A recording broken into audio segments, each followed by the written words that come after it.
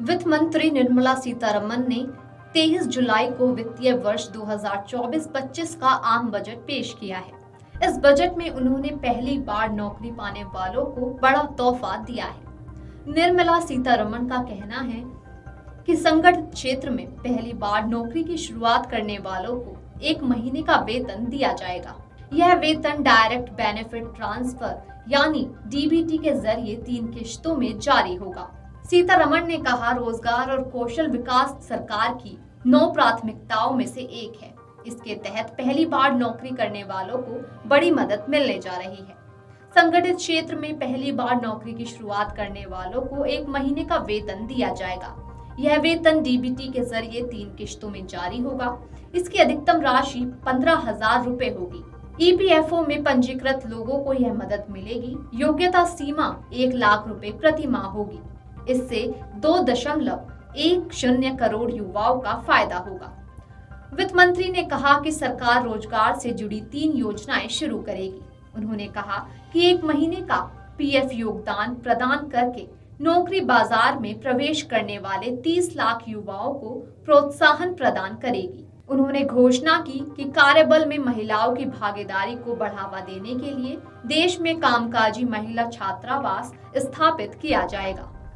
वित्त मंत्री निर्मला सीतारमण ने अपने बजट भाषण में कहा कि सरकार 1 करोड़ युवाओं को अगले 5 साल में टॉप 500 कंपनियों में इंटर्नशिप का मौका देगी। यह इंटर्नशिप 12 महीने की होगी। इसमें युवाओं को कारोबार के वास्तविक माहौल को जानने और अलग अलग पेशे की चुनौतियों से रूबरू होने का मौका मिलेगा। इसके तहत युवाओं को हर महीने 5,000 रुपए का भत्ता भी दिया जाएगा। यही नहीं, उन्हें एक मुश्त मदद के रूप में 6,000 रुपए दिए जाएंगे। कंपनियों को अपने कॉर्पोरेट सामाजिक उत्तरदायित्व के तहत प्रशिक्षण का खर्च और इंटर्नशिप की 10% लागत को वहन करना होगा। सीतारमण ने कहा कि सरकार जलवायु के अनुकूल बीज विकसित करने के लिए निजी क्षेत्र और उससे जुड़े विशेषज्ञों व अन्यों को धन मुहैया कराएगी। तो आइए आपको भी सुनाते हैं वित्त मंत्री का यह बयान। First timers. This scheme will provide 1 month wage to all persons newly entering the workforce in all formal sectors.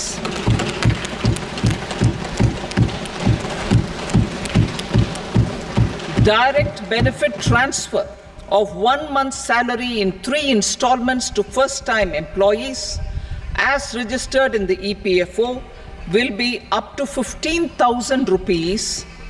The eligibility limit will be a salary of 1 lakh per month.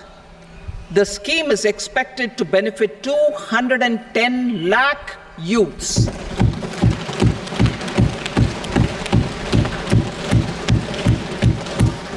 Scheme B, job creation in manufacturing. This scheme will incentivize additional employment in the manufacturing sector linked to the employment of first-time employees. An incentive will be provided at specified scale directly both to the employee and the employer with respect to the EPFO contribution in the first 4 years of employment. The scheme is expected to benefit 30 lakh youth entering employment and their employers. बता दें कि वित्त मंत्री निर्मला सीतारमण ने मंगलवार को संसद में वित्त वर्ष 2024-25 के लिए अपना लगातार 7वां बजट पेश का रिकॉर्ड बना दिया। वित्त मंत्री निर्मला सीतारमण ने पूर्व प्रधानमंत्री मोरारजी देसाई का रिकॉर्ड तोड़ा है। वित्त मंत्री ने बजट पेश करते हुए कई ऐलान किए। Video desk अमरउजाला.com।